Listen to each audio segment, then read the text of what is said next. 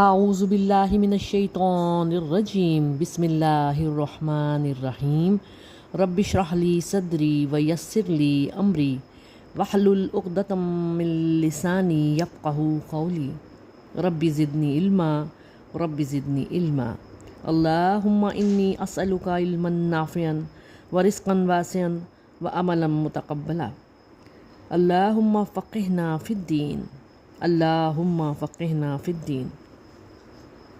السلام علیکم ورحمۃ اللہ وبرکاتہ۔ آج ہم انشاءاللہ تعالی سورۃ النساء کی آیت نمبر 56 اور 57 56 اینڈ 57 کو پڑھیں گے۔ تو چلیے شروع کرتے ہیں۔ آیت نمبر 56 56 بسم اللہ الرحمن الرحیم ان الذین کفروا بآیاتنا سوف نصلیہم نارا کلما نضجت جلودہم بدلناہم جلودا غیرہا لیذوقوا العذاب ان اللہ کان عزیزا حکیما۔ جن لوگوں نے ہماری آیات کا انکار کیا ان لوگوں کو عنقریب ہم آگ میں داخل کریں گے۔ جب ان کی کھالیں گل اور جل جائیں گی تو ہم اور کھالیں بدل دیں گے تاکہ ہمیشہ عذاب کا مزہ چکھتے رہیں۔ بے شک اللہ غالب حکمت والا ہے۔ اگلی آیت والذین آمنوا وعملوا الصالحات سندخلهم جنات تجری من تحتها الانہار خالدین فیہا ابدا لہم فیہا ازواج مطہرہ وندخلهم ظلا ظلیلا۔ اور جو لوگ ایمان لائے اور نیک عمل کیے ہم عنقریب انہیں ان جنتوں میں لے جائیں گے جن کے نیچے نہریں بہہ رہی ہیں، جن میں وہ ہمیشہ ہمیشہ رہنے والے ہیں۔ ان کے لیے وہاں پاکیزہ بیویاں ہوں گی اور ہم انہیں گھنی چھاؤں اور پوری راحت میں لے جائیں گے۔ یہاں بتایا جا رہا ہے کہ سزا اہل کتاب کے گروہ کے ساتھ مخصوص نہیں ہے بلکہ سب کو ملے گی، سارے کفار کو۔ کفر کرنے والے یہود بھی اس میں شامل ہیں اور انبیاء علیہ السلام کی نفی کرنے والے بھی اسی میں ہیں۔ اہل جہنم کی عذاب کی سختی یہاں پہ بیان کی جا رہی ہے۔ اللہ ہی جانتا ہے کہ اتنی بھڑکتی ہوئی آگ میں ان کے چمڑے ایک ایک لمحے میں کتنی بار جل کر دوبارہ تبدیل ہوں گے۔ یہ عذاب آ کر رہے گا، یہ ٹل نہیں سکتا۔ دنیا کی سرمستیوں میں گم، حق کے انکار، جلن، حسد، یہ سارے کام اور نبی صلی اللہ علیہ وآلہ وسلم کا انکار، یہ سب کام دوزخ میں لے جانے والے ہی تو ہیں۔ دنیا میں جہنم کا مذاق اڑانے والے آج اس جہنم کے عذاب کا مزہ نہ صرف چکھیں گے بلکہ چکھتے ہی رہیں گے۔ مزہ ہمیشہ زبان پر محسوس ہوتا ہے اور زبان کی بھی جلد پر ذائقہ محسوس ہوتا ہے، تو جلد کو آگ کا ذائقہ محسوس ہوگا، جسم کی جلد کو۔ اور یہ بات صحیح احادیث سے ثابت ہے کہ ان جہنمیوں کے جسموں کو بہت بڑا کر دیا جائے گا۔ حدیث میں ہے کافر کے کان کی لو سے کندھے کے درمیان 70 سال کا فاصلہ ہوگا۔ استغفر اللہ۔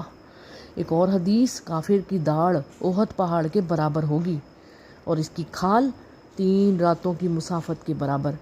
اسی طرح انہیں دائمی عذاب ہوتا ہی رہے گا۔ کلما نضجت جلودہم، اور جب کبھی ان کی کھالیں خوب جل جائیں گی، خوب پک جائیں گی۔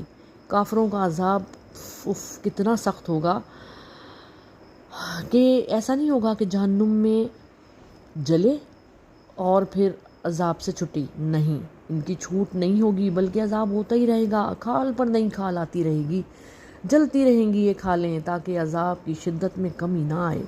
یہ ایسے ہی ہوگا جیسے دنیا میں کسی انسان کی کھال جل جائے تو نئی آ جاتی ہے نا، اس کے آنے میں وقت تو بہت لگتا ہے مگر وہاں نئی کھال فوراً ہی آ جائے گی۔ یہ مسلسل عمل ہوتا ہی رہے گا۔ دنیا میں آج کسی کو ہم دیکھیں اور اس کو جلے جسم کو دیکھیں، اس پہ چھالے پڑ جاتے ہیں، پیپ پڑ جاتی ہے اور کھال گل جاتی ہے۔ گلنے کا عمل کتنا ہولناک اور دردناک ہے یہ وہی جانتا ہے جس کی کھال جلتی اور گلتی ہے۔ اس آیت میں نضجت سے وہ عمل بتایا جا رہا ہے جو کہ بہت دردناک اور خوفناک ہے، بہت غیر معمولی عمل ہے۔ اتنا سخت عذاب اور کبھی نہ ختم ہونے والا۔ یہ کھالوں کی تبدیلی، پے در پے تبدیلی، یہ ان کی سزا ہے جو کفر اور عناد کا بازار گرم رکھتے تھے، بار بار مظاہرہ کرتے تھے، کیونکہ یہ ان کا وصف اور عادت بن گیا تھا۔ دنیا کی آگ ذرا سی اگر ہمیں چھو جاتی ہے نا تو فوراً ہماری انگلی منہ میں چلی جاتی ہے، اتنی تکلیف محسوس ہوتی ہے۔ تو وہ دوزخ کی سلگائی ہوئی آگ اللہ کی سلگائی ہوئی آگ ہے۔ سیدنا عمر رضی اللہ تعالیٰ عنہ کے سامنے جب اس آیت کی تلاوت ہوتی تو وہ پڑھنے والے سے دوبارہ پڑھنے کی فرمائش کرتے، اور سیدنا معاذ بن جبل رضی اللہ تعالیٰ عنہ فرماتے ہیں کہ میں نے کہا کہ اس کی تفصیل یہ ہے کہ ایک ایک ساعت میں 100 بار کھال بدلی جائے گی۔ اس پر حضرت عمر رضی اللہ تعالیٰ عنہ نے فرمایا، میں نے نبی صلی اللہ علیہ وآلہ وسلم سے بالکل یہی سنا ہے۔ تفسیر ابن کثیر کی روایت ہے۔ ربیع بن انس رضی اللہ تعالیٰ عنہ فرماتے ہیں کہ پہلی کتابوں میں لکھا ہے کہ ان کی کھالیں 40 ہاتھ یا 76 ہاتھ ہوں گی، 40 یا 76 ہاتھ ہوں گی، ایک ہاتھ پورا بازو کے ساتھ۔ ان کے پیٹ اتنے بڑے ہوں گے کہ ان میں پہاڑ بھی رکھ دیں تو وہ بھی سما جائے، اور جب کھالیں آگ کھا لے گی تو وہ کھالیں پھر آ جائیں گی۔ بیرونی جلد بڑی تکلیف محسوس کرتی ہے، اور اللہ تعالیٰ ہمیشہ سے ہی غالب، کمال اور حکمت والا ہے۔ اس کی حکمت پوری کائنات میں نظر آتی ہے، دین کے احکامات میں بھی اور دنیا کے معاملات میں بھی۔ اسی کی حکمت ہے، اسی کی مخلوق، اسی کا حکم، اسی نے شریعت بنائی ہے، اور وہی زبردست حاکم ہے۔ قیامت میں بھی صرف اسی کا حکم چلے گا۔ وہ آگے جہنم کو ٹھنڈا نہیں ہونے دے گا، اور عذاب کو بھی ختم نہیں ہونے دیا جائے گا۔ جہنم میں سب سے کم عذاب کیا ہے کہ دوزخ کے جوتے پہنا دیے جائیں گے، آگ کے جوتے، جو آگ کی 2 چنگاریاں ہوں گی جہنم کی آگ کی، جو کسی جہنمی کے پاؤں کے تلوؤں میں لگی ہوں گی، اتنی شدید اس کی تپش کہ اس کی تپش سے جہنمی کا دماغ کھولے گا۔ اور یہ سب کیوں ملے گی اس کو سزا؟ اس کو سزا اس لیے ملے گی کہ اس نے نافرمانی کی اللہ کی اور رسول صلی اللہ علیہ وآلہ وسلم کی، اور شرک کیا، حسد کیا، بخل کیا، گمراہی کی۔ سزا تو یہی ہونی چاہیے تھی نا پھر۔ کافروں کے عذاب اور جہنم کے ذکر کے بعد ایمان والوں پر کرم نوازیوں اور جنتوں کا بیان کیا گیا ہے۔ یہ قرآن پاک کا ایک انداز ہے کہ کافروں کے افعال اور عذاب کے ذکر کے ساتھ ہی اہل ایمان کے اعمال اور جزا کا ذکر عموماً ہوتا ہے۔ چنانچہ مومنوں کے لیے فرمایا کہ انہیں باغوں میں داخل کیا جائے گا جہاں انہیں پاکیزہ بیویاں ملی، اور وہاں دھوپ نہیں ہوگی بلکہ رب کریم عز و جل کے نور کی تجلی کی روشنی ہوگی، اور درخت ہوں گے، اور ایسی رحمت ہوگی کہ اس کی راحت اور آسائش انسانی سوچ سے اور بیان سے بالا تر ہے۔ مطلب ہے کہ صرف ایمان کا مطلب یہ نہیں ہے کہ ہمیں جنت مل جائے گی، بلکہ اس کے ساتھ نیک اعمال، اور نیک اعمال کا مطلب یہ نہیں ہے کہ ہمیں جنت مل جائے گی بلکہ اس کے ساتھ ایمان، یعنی ایمان کے ساتھ ہمیں صاحب عمل بھی ہونا ہے، پھر ہی نصیب میں جنتیں آئیں گی۔ جو بیویاں وہاں پر جنتیوں کو عطا ہوں گی وہ کتنی خوبیوں والی، حیض و نفاس سے پاک، میل کچیل سے پاک، ہر جسمانی عیب سے، روحانی عیب سے، حسد سے، بغض سے، بدصورتی سے، اور ہر اس قسم کی عیب سے جو کہ ایک عورت کے لیے جو ہے وہ برا سمجھا جاتا ہے، اس سے وہ پاک ہوں گی۔ اور ان کو سایوں میں رکھا جائے گا، جنتیوں کو سایوں میں رکھا جائے گا۔ کیا مطلب؟ کیا جنت میں دھوپ ہے جو ان کو سایہ ملے؟ ارے یہ بات تو محاورتاً کہی جا رہی ہے، سکون کے لیے سایہ کا لفظ استعمال کیا جا رہا ہے۔ وہاں پر تو دھوپ ہوگی ہی نہیں، وہاں پر تو میرے اللہ کی نور کی تجلی ہوگی، روشنی ہی روشنی ہوگی، نہ اس میں تپش ہوگی اور نہ ہی اس میں جو ہے وہ ایسا کوئی اثر ہوگا کہ جسم میں چبھن محسوس ہو۔ ذلًا ذلیلا، یہ بھی ایک محاورتاً لفظ استعمال ہوتا ہے، بہت گھنا سایہ اس کو کہتے ہیں۔ عربوں کے بولنے کا انداز ایسا تھا کہ وہ ایک چیز کو دوبارہ سے اس لیے کہتے تھے کہ اس میں تاکید پیدا ہو جائے۔ تو جو فرض، واجبات اور مستحبات پر عمل کرے گا اس کو جنت ملے گی۔ ایمان کے ساتھ اعمال صالحہ لازم و ملزوم ہیں۔ اعمال صالحہ ایمان کے بغیر ممکن نہیں، جیسے کسی انگریز کو ہم دیکھتے ہیں کہ بڑے نیک کام کر رہا ہے انسانیت کی خدمت، لیکن ایمان نہیں ہے تو آخرت میں اس کا کوئی حصہ نہیں، ان کا بدلہ ان کو دنیا میں ہی دے دیا جائے گا۔ اور ایسے باغات جن کے نیچے نہریں بہتی ہیں، خوش کن نعمتیں، نہ زوال کا ڈر، نہ کمی کا اندیشہ۔ متقیوں سے وعدہ کیا گیا ہے، کیا وعدہ کیا گیا ہے کہ وَنُدْخِلُهُمْ ذِلًّا ذَلِيلًا۔